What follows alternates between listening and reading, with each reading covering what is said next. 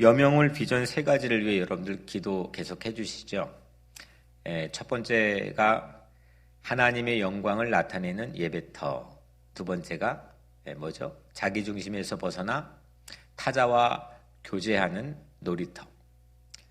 마지막 세 번째가 복음 인재를 양성하는 배움터입니다. 예배터, 놀이터, 배움터. 이 세 가지를 위해서 기도해 주시는 여러분들 되길 바랍니다. 오늘은 요한 특세 세 번째 시간이죠. 그제는 제가 했고 어제는 우리 강창훈 목사님이 전해주셨고 오늘은 다시 제가 합니다. 요한에 대해서 제가 세 가지 개인적으로 좋아하는 이유를 말씀드렸습니다. 요한은 첫 번째로 가장 어린데 가장 끝까지 가장 오랫동안 증인으로 살았죠. 두 번째, 요한은 예수님 가장 가까이에 언제나 서 있는 의리의 사람, 신의 사람이었습니다. 그리고 요한은 세 번째로 교회의 기둥으로 살았죠. 오늘은 요한계시록 그제 첫 번째 대지가 두 가지였는데 첫 번째 계시는 복이다. 그리고 두 번째는 뭐죠? 예수님을 바라봅시다입니다. 오늘 대지는 이제 오늘 본문으로 와가서 오늘 대지는 두 가지입니다. 계시와 교회입니다. 계시와 교회. 먼저 첫 번째 계시. 이 계시를 받을 수 있는 세 가지의 조건이 있습니다. 첫 번째는 계시를 우리가 하나님의 계시를 받을 수 있는 세 가지의 조건을 오늘 본문에서 찾아 나누려고 합니다. 계시를 그 원어적인 의미로 제가 뭐라고 말씀을 드렸는데 두 가지였죠. 하나는 폭로, 그리고 두 번째는 초연이라고 했죠. 계시는 숨겨져 있는 그런 이 진실을 용감하게 폭로하는 것, 초연처럼 폭로하는 것, 마치 처음처럼 그렇게 폭로하는 것, 이게 계시라고 그랬죠. 근데 하나님의 뜻인 이 계시를 늘 우리 곁에서 하나님은 폭로하기를 원하십니다. 문을 두드리십니다. 그 계시가 바로 성경 안에 담겨 있죠. 이 성경을 열게 되면 이 성경은 우리에게 계속해서 숨겨져 있는 진실, 오늘 말씀에는 그걸 비밀, 미스테리, 영어로 미스테리라고 했죠. 이 미스테리를 우리에게 폭로하는 겁니다. 세상에 일반적으로 알려져 있는 모두가 상식처럼 아는 그런 진실을 뛰어넘는 거죠. 그래서 우리는 이 계시의 최고의 권위가 성경 안에 있으므로 우리 모두는 모든 계시에 노출되어 있는 사람들입니다. 특별하게 산기도를 가고 나무 뿌리를 뽑기까지 기도해야만, 금식해야만 하나님의 계시를 특별하게 받을 수 있는 그게 아니라 우리는 모든 사랑하는 하나님의 자녀들은 성경을 통해서 계시에 노출되어 있는 사람들입니다. 물론 이에 집중하기 위해서 우리가 금식도 하고 기도도 더 열심히 할 수 있겠지만 그거는 우리가 하나님 앞에 찾아가는 행동이고 노력이죠. 먼저는 하나님께서 우리에게 폭로해 주시는, 우리에게 계시해 주시는, 마치 초연처럼 우리에게 하나님의 뜻을, 마음을 열어주시는, 그게 성경 안에 담겨 있다는 겁니다. 그렇다면 우리들은 어떻게 계시를 받을 수 있습니까? 오늘 이 9절 10절 안에 계시를 받을 수 있는 세 가지 조건이 다 담겨 있습니다. 이 계시의 선수가 사도 요한이잖아요. 요한계시록 가면 요한의 가장 대표적인 이 저서 아닙니까? 요한복음, 요한서신, 그리고 요한계시록.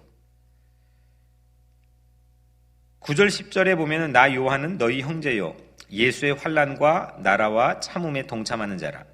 하나님의 말씀과 예수를 증언하였으므로 말미암아 밤모라는 섬이 있었더니 주의 날에 내가 성령이 감동되어 내 뒤에서 나는 나팔 소리 같은 큰 음성을 들으니. 요한이 이제 처음 계시를 하나님의 계시를 체험하게 되는 그 순간 찰나가 오늘 본문에 이 말씀에 소개가 됐죠.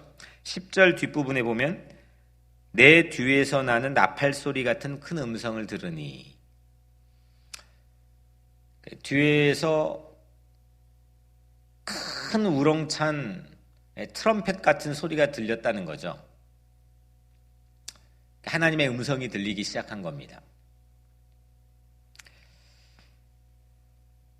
요한이 어떤 상황에서 이 계시를 들었느냐? 세 가지를 우리가 이 9절 10절에서 계시의 3대 조건을 우리가 찾아보려고 하는데, 첫 번째, 고난 속에서 계시를 듣습니다. 나 요한은 너희 형제요 예수의 환난과 나라와 참음에 동참하는 자라. 요한은 예수의 환난과 나라와 참음, suffering, kingdom, patience, 이 환난과 나라와 참음에 동참할 때 계시를 들었습니다. 그냥 고난을 구경하지 않았습니다. 그는 고난에 늘 참여했습니다. 예수의 십자가 고난에도 제자들 가운데 유일하게 그 십자가 아래를 떠나지 않았던 사람이죠. 그는 7교회를 목회하면서도 성도의 고난에 참여했습니다. 그리고 지금 이 편지를 쓰는 시간에도 반모섬에 갇힌 채로 교회 고난에 참여하고 있습니다. 그리고 이를 예수의 고난에 동참했다고 고백합니다.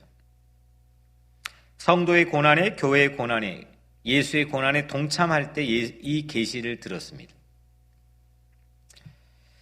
우리가 하나님의 세밀한 음성을 들을 때 하나님께서 나를 향해서 이 말씀을 통해 들려주시는, 기도 가운데 우리에게 들려주시는 세밀한 음성을 들을 때는 우리의 고난받을 때입니다. 우리가 평안할 때 하나님의 계시를 듣기가 쉽지 않습니다. 내 평안한 삶에 매몰되고 내 평안한 삶이 나를 이끌기가 쉽습니다. 하지만 고난받을 때는 하나님께서 나에게 늘 말씀해 주시지만 그 말씀해 주시는 거에 내 마음의 영적인 영혼의 귀가 훨씬 크게 열려 그 계시를 들을 수 있게 됩니다.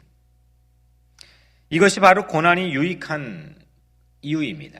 고난이 유익한 것은 계시를 받을 수 있는 기회이기 때문이죠. 예수님은 12제자를 부르시면서 요한에게 12제자를 부르신 장면에서 요한에게 이름을 하나를 더해 주시죠. 마가복음 3장 17절에 보면 세베대 아들 야고보와 야고보의 형제 요한이니 이 둘에게는 보아너게 곧 우레의 아들이란 이름을 더하였으며, 이 요한에게 우레의 아들, 천둥의 아들이라고 하는 이름을 하나 더해 주셨습니다. 천둥의 아들이 요한인 거죠.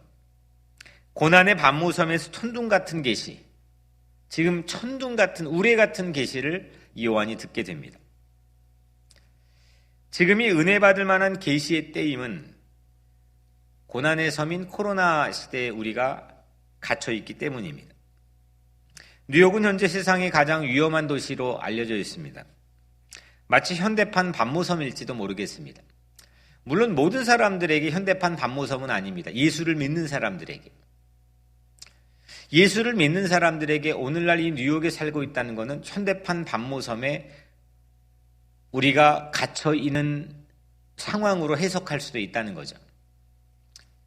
반모섬에서 요한이 무엇을 했습니까? 거기에서 정말 신비로운 하나님의 계시를 듣는 특혜를 누리게 되죠. 지금 이 뉴욕에 살고 있는 모든 크리스찬들은 마치 현대판 반모섬에 갇혀 하나님의 계시를 특별하게 받을 수 있는 이 성경의 오묘한 섭리와 이 비밀을 우리가 깨닫고 그 말씀에 따라 순종할 수 있는 절호의 찬스가 될 수 있다는 거죠. 그래서 오늘 여러분들이 살고 있는 그 자택과 일하는 모든 삶의 자리를 축복하기를 원합니다. 고난받을 때 계시를 듣습니다. 두 번째는 예배 안에서 계시를 듣습니다. 가장 정확한 이 계시를 들을 수 있는 타이밍의 정확한 접근치가 바로 예배 안입니다. 오늘 말씀의 9절 10절에 보면 나 요한은 너희 형제요 예수의 환난과 나라와 참음에 동참하는 자라. 하나님의 말씀과 예수를 증언하였으므로 말미암아 밤모라 하는 섬에 있었더니 그 다음에 주의 날에 했습니다. 주의 날에. 주의 날은 예수님께서 부활하신 주일입니다. The day of the Lord. 주님이 부활하신 주일, 오늘 우리가 지키고 있는 주일과 동일한 날입니다. 안식일에서 주일로 넘어오는 순간이죠. 주일은 예배드리는 날입니다. 그 계시의 정확성은 예배 안에 있죠. 제가 서문 시리즈의 말씀을 선포했을 때 요한계시록의 제목을 하나님께서는 예배로 주셨습니다. 묵시, 종말, 계시. 보통 요한계시록의 제목을 굳이 잡자면 그렇게 잡을 텐데 하나님은 예배라고 지어주셨습니다. 계시록 전체는 예배의 교향곡과 같았습니다. 1장에서는 오늘 나팔 음성 들리죠? 바로 이 부분부터 계시가 시작이 되는데 나팔 음성으로 예배 부름, 우리 주일 예배 처음 드릴 때 콜 투 워십이라고 하죠. 가장 먼저 예배 부름으로 나오게 되는 장면입니다. 우리가 주일날 예배 드릴 때 전하 강 목사님이 오늘도 그랬지만 성경 말씀 한 구절을 읽고 기도하죠. 그 성경 말씀이 여러분들을 초대한다고 해서 call to worship입니다. 예배로 여러분들을 초대하고 불렀다는 거죠. 그러니까 이거에 대한 이 중요한 신앙은 뭐냐면 여러분들이 이 교회에 선택해가지고 오고 싶고 오고 싶지 않아서 왔다는 그런 자리가 예배 자리가 아니라는 겁니다. 벌써 시작부터가 다른 거죠. 우리는 예배 시작을 콜 투 워십, 하나님의 말씀이 나팔소리 같은 하나님의 음성이 트럼펫 같은 하나님의 음성이 여러분들을 불렀다는 데서부터 예배가 시작되는 겁니다. 그리고 2장 3장에는 7교회를 향해서 성령이 책망을 하죠. 그리고 그 책망에 귀 기울인 죄의 고백, 우리로 치면 참회의 기도가 이 안에 있죠. 4장부터 8장까지는 어린 양 두루마리를 가져와서 찬양을 합니다. 8장 13장은 한 어린 양이 두루마리를 열고 하나님 말씀이죠. 두루마리를 열고 7 천사들에게 말씀을 읽어주고 7 천사들은 7 교회의 사자들입니다. 메신저들인데 7 천사들에게 말씀을 읽어주고 전하게 합니다. 그러니까 오늘로 치면은 7 교회의 목사들이죠. 하나님의 말씀에 복음을 든 사람들입니다. 이것이 바로 8장 13장의 말씀 봉독과 설교죠. 14장 15장은 빵과 포도주를 가져와서 하나님 앞에 드리는데 봉헌입니다. 헌금하는 시간이죠. 15장 19장은 성찬으로 음료는 재앙의 피를 마시지만 의인은 어린 양의 혼인만찬에 참여합니다. 19장 22장은 파송과 축복이 나와 있죠. 파송과 축복. 그래서 예배의 부름, 참회의 기도, 찬송, 말씀 읽기, 성찬, 파송의 축복. 예배 전부가 마치 교향곡처럼 요한계시록 안에 전부 담겨 있다는 거죠. 계시는 예배 안에서 듣고 계시의 목적은 하나님을 영화롭게 하는 예배 안에 있습니다. 그래서 예배를 통해 하나님의 뜻을 깨닫게 되는 게 가장 정확한 그 때에 근접해 있는 거죠. 세 번째로 성령 안에서 계시를 받습니다. 오늘 말씀은 9절, 10절이죠. 내가 성령에 감동되어 주의 날에 성령에 감동되어 계시는 성령 충만해야 받을 수가 있습니다. 성령에 감동되십시오. 이 아침에 성령의 여러분들의 마음을 빼앗기십시오. 성령 하나님의 여러분들의 마음이 사로잡히게 되길 바랍니다. 성령에 감동되도록 여러분들 이 시간 여러분들의 마음을 성령을 향해 숨을 내십시오.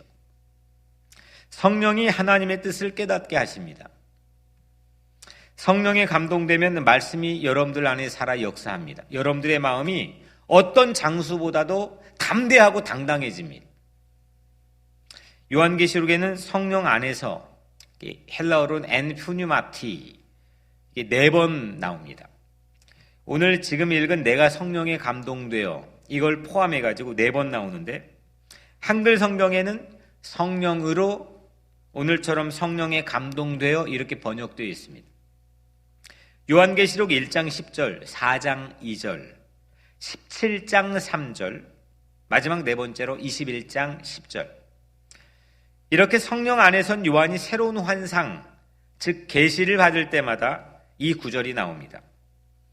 요한은 크게 4장면, 4챕터의 환상을 보게 되죠. 첫 번째 환상, 두 번째 환상, 세 번째 환상, 네 번째 환상. 그때마다 오늘 이 말씀, 내가 성령에 감동되어 성령으로, 이 구절로 새로운 판타지, 새로운 환상이 시작이 되는 겁니다. 성령을 통해 계시를 받으시길 바랍니다. 내 가슴을 치는 레마의 말씀, 내 가슴에 파고드는, 내 가슴에 뜨겁게 다가오는 그 레마의 나에게 주신 계시, 오늘 이 하나님의 말씀이 나에게 특별하게 주시고 때리는 말씀, 그 말씀의 계시를 특별히 받게 되기를 축복합니다. 계시는 언제 받을 수 있다고요? 계시의 3대 조건이 있다고 그랬죠. 첫 번째, 고난 속에서, 예배 안에서, 성령 안에서 우리는 계시를 받을 수 있습니다. 이 코로나의 고난 속에서, 온라인 예배 안에서 성령의 충만으로 여러분들 모두가 레마의 계시를 받게 되기를 주의 이름으로 축복합니다. 두 번째는 교회입니다. 교회에는 사람들이 있습니다. 교회는 사역이 있어야 됩니다. 교회는 기쁨이 있어야 됩니다. 교회는 재정이 있어야 됩니다. 교회는 사역자가 있어야 됩니다. 교회는 목사가 있어야 됩니다. 교회는 예배가 있어야 됩니다. 교회는 전도가 있어야 됩니다. 교회에 있어야 될 게 참 많죠. 그런데 이게 전부가 없어도 교회는 뭐가 있어야 되느냐? 예수가 함께 해야 됩니다. 두 번째는 교회는 예수가 함께 합니다입니다. 교회의 기둥으로 불린 요한답게 계시가 이 교회에 관해서 말을 합니다. 시작부터 교회에 관해서 말하는데 오늘 계시의 처음은 교회에 관한 말씀입니다. 11절에 이르되 내가 보는 것을 두루마리에 써서 에베소, 서머나, 버가모, 두아디라, 사데, 빌라델비아, 라오디게아 등 7교회에 보내라 하시기로. 계시를 기록해서 7교회에 보내라는 거죠. 12절에 몸을 돌이켜 나에게 말한 음성을 알아보려고 돌이킬 때 7 금촛대를 보았는데, 요한이요 7 금촛대를 보죠. 이 7 금촛대가 뭘 가리키느냐? 20절에 보면 7 촛대는 7 교회니라. 그러니까 요한이 처음 환상을 딱 보면서 뒤를 돌아봤는데 7 금촛대를 봤는데 7 촛대가 뭐라고요? 7 교회라는 겁니다. 그런데 진짜 황홀한 순간이 그 다음에 나오는데 13절입니다. 촛대 사이에 인자 같은 이가 발에 끌리는 옷을 입고 가슴에 금띠를 띠고. 촛대 사이에 누가 있었습니까? 인자 같은 분이 있는데 그분이 바로 예수입니다. 예수님이 교회 곁에 계신 거죠. 예수님이 교회 사이에 계신 거죠. 예수님이 교회 위에 계신 거였죠. 예수 없는 교회가, 그게 금촛대인들, 은촛대인들 무슨 의미가 있겠습니까? 예수 없는 교회. 교회가 예수가 없을 수 있을까요? 많은 사람이 있음들, 수 없는 사람들이 모인들, 예수 없는 교회가 무슨 능력이 나타날까요? 그런데 박해받는 교회여도, 작은 교회여도, 예수만 있는 교회는 능력이 있고 안전한 줄로 믿습니다. 뉴욕 우리 교회는 금촛대만 있지 않고 예수님이 함께 계시는 금촛대 교회가 된 줄로 믿습니다. 그러길 소원합니다. 그러길 사모하고 기도하십시오. 천하를 준다 해도 바꿀 수 없는 것, 그것이 바로 예수 계신 교회, 예수 함께하는 교회, 예수 안에 있는 교회, 예수에 붙들려 있는 교회입니다. 예수가 7교회 곁에 어떤 모습으로 계셨는지 그 다음에 쭉 나옵니다. 이제 오늘 마지막 절까지 사실 그 얘기인데 자세히 보니까 이 모습이 한 가지를 말하고 있는 것 같습니다. 14절에 그의 머리와 털의 희기가 흰 양털 같고 머리가 새하얀 눈보라치듯 했다는 거죠. 흰색의 받기가 최상입니다. 아주 밝게 비쳤다는 거죠. 머리 헤어가. 15절에 그의 발은 풀무불에 단련한 빛난 주석 같고 발이 빛난 청동처럼 보인다는 겁니다. 16절에 그 얼굴은 해가 힘있게 비치는 것 같더라. 그 얼굴이 해가 힘있게 비치는 것 같았다는 겁니다. 이게 사도 요한이 계시를 통해 경험한 예수의 모습입니다. 교회 곁에 서 있는 예수의 모습이 전부 다 빛이 나고 있죠. 황홀한 빛이 비추어지고 있습니다. 그래서 예수 계신 교회, 예수님이 함께 있는 교회는 빛이 됩니다. 아니 예수가 그 교회 사이에 금촛대 사이에 서 있는데 이 모습이 빛이 온통 빛이 비치고 있다는 거 아닙니까? 우리 교회가 빛이 되기를 축복합니다. 교회는 자체적으로 빛을 내지 못합니다. 사람이 많이 모였다고 빛이 되지 못합니다. 재정이 충만하다고 해서 빛이 되지 못합니다. 도리어 하나님의 영광을 가리는 어둠을 만들어낼 수도 있습니다. 왜냐하면 죄인들의 공동체, 죄인들이 모여있는 공동체가 교회이기 때문입니다. 교회 자체적으로 빛이 나오지 못한다는 거죠. 빛이신 예수님이 계시면 교회는 빛을 받고 교회는 빛이 됩니다.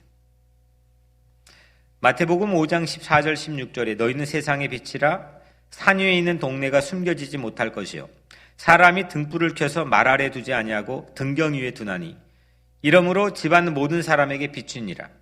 이같이 너희 빛이 사람 앞에 비추게 하여 그들로 너희 착한 행실을 보고 하늘에 계신 너희 아버지께 영광을 돌리게 하라. 아멘. 교회는 산 위의 등불처럼 빛이 나야 합니다. 크기로, 건물로, 위치로 빛나는 것이 아닙니다. 예수님께서 함께 하셔서 우리 안에 착한 행실이 있을 때 교회는 빛이 납니다. 온라인 예배 시작하고 만나와 매출하기 구제 헌금으로 우리 성도님들이 무려 3,000불 이상을 해주셨습니다. 그리고 현재 1,700불이 남았습니다. 지금껏 만나와 매출하기를 계속 전달하고 배달하기도 했지만 성도들의 남은 헌금을 예수 이름으로 전달하기 위해서 준비하는 중입니다. 또 부활절 헌금의 11조를 10분의 1을 이웃을 향해 쓰기로 결정하고 광고했었죠. 부활주일 헌금의 11조가 1250불인데 우리 당회에서 미랄 장애인 선교센터에 나누기로 결정을 했습니다. 이 성도들의 착한 행실이 예수 이름으로 빛나게 하는 것, 어떤 고난 속에서도 어떤 어둠에서도 그 예수 이름으로 빛나게 하는 것, 이것이 바로 예수 계신 교회, 예수 함께하는 교회, 예수 안에 있는 교회라는 것.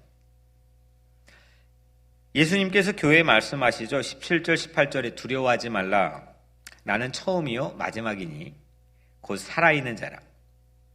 내가 전에 죽었었노라. 이제 세세토록 살아있어 사망과 음부의 열쇠를 가졌노니. 예수 계신 교회는 두려워하지 말라 이렇게 말씀했습니다. 그 예수 계신 교회니까 두려워하지 말라 이 말씀을 듣는 교회인 거죠.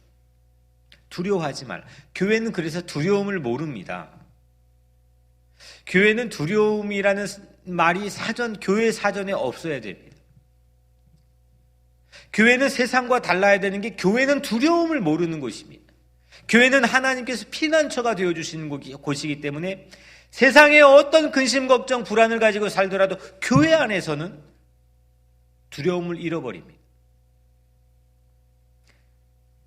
예수님은 죽었었지만 살아있는 자, 영원토록 살아계신다 했죠. 곧 살아있는 자라 내가 전에 죽었었노라.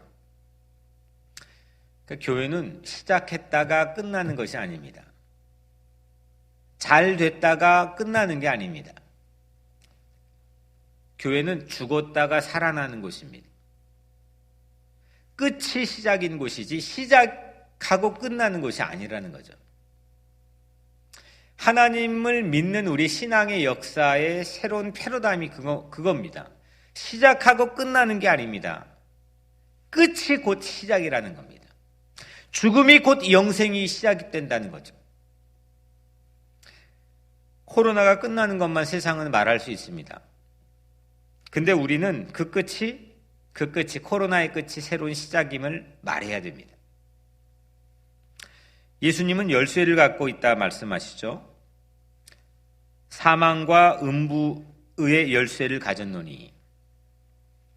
마태복음 16장 18절 19절 말씀에 이 반석 위에 내 교회를 세우리니, 예수님이 말씀하신 거죠. 이 반석 위에 내 교회를 세우리니 음부의 권세가 이기지 못하리라.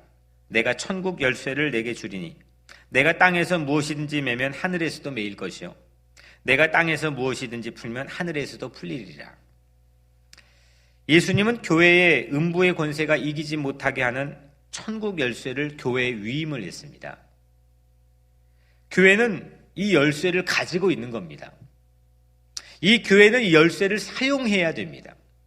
이 교회 안에 있는 성도들은 이 열쇠를 사용할 수 있어야 됩니다.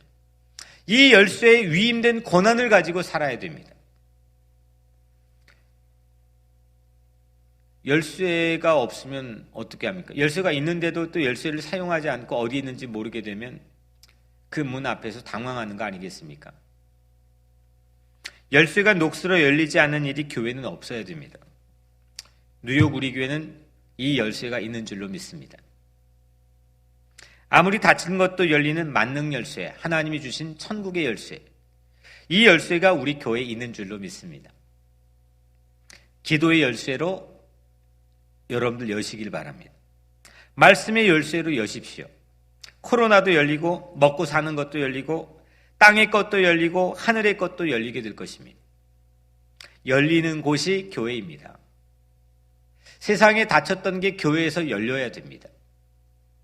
교회는 열리는 곳입니다. 이것이 바로 촛대사의 인자 예수가 있는 교회의 모습입니다. 이것이 바로 요한이 받은 계시입니다. 사랑하는 여러분, 요한은 계시를 받았습니다. 고난 속에서, 예배 안에서, 성령 안에서 계시를 받았습니다. 그 계시는 촛대 사이의 인자, 교회 사이에 이 예수가 계시였습니다. 결국 예수가 계신 교회, 이게 바로 요한이 받은 계시의 전부 내용입니다. 우리 교회도 이 아침에 계시를 사모합시다.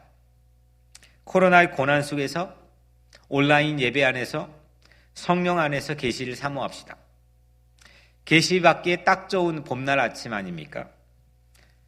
촛대 같은 교회 사이에 서 있는 예수의 계시, 내 가정의 촛대가 되고 내 인생이 촛대가 되어 예수와 함께 서 있는 그런 계시, 그런 계시를 받는 이 봄날 아침 되기를 주님의 이름으로 간절히 축원합니다. 제 기도할 제목을 잠깐 말씀드리겠습니다. 요한계시록 특세를 통해서 우리가 하나님의 계시를, 하나님의 이 레마의 말씀을 더 깊이 깨닫는 은혜가 있게 해달라고 기도하시고, 이 코로나 바이러스가 속히 종식되고 그 끝이 곧 새로운 시작이 될 수 있도록 우리 교회와 우리 모든 성도들을 지켜주시고 이 도시를 지켜달라고 기도해 주시고, 몸이 아픈 교우들을 위해서, 특별히 우리의 일용할 양식을 위해서, 또 여명을 건축을 위해서 이 시간 제가 먼저 기도하고 또 여러분들 각자 기도하는 시간 되길 바랍니다. 은혜로우신 아버지 하나님, 이 시간 주님 앞에 기도하기 위해 나갑니다. 성도들이 서 있는 그 자리가 비록 교회의 건물은 아닐지라도 이 시간 함께 모여 기도하는 곳이 에클레시아 교회라 하였사오니 저들이 이 시간 무릎 꿇어 기도하는 자리가 교회가 되게 하여 주셔서 그 자리에 촛대 사이에 선 예수가 그 자리에 함께 하여 주시며 임재해 주시고 동행해 주시고 빛이 나는 그 예수의 빛을 받아 저들의 삶이 빛이 있게 도와주옵소서. 예수 그리스도의 이름으로 간절히 기도드리옵나이다. 아멘.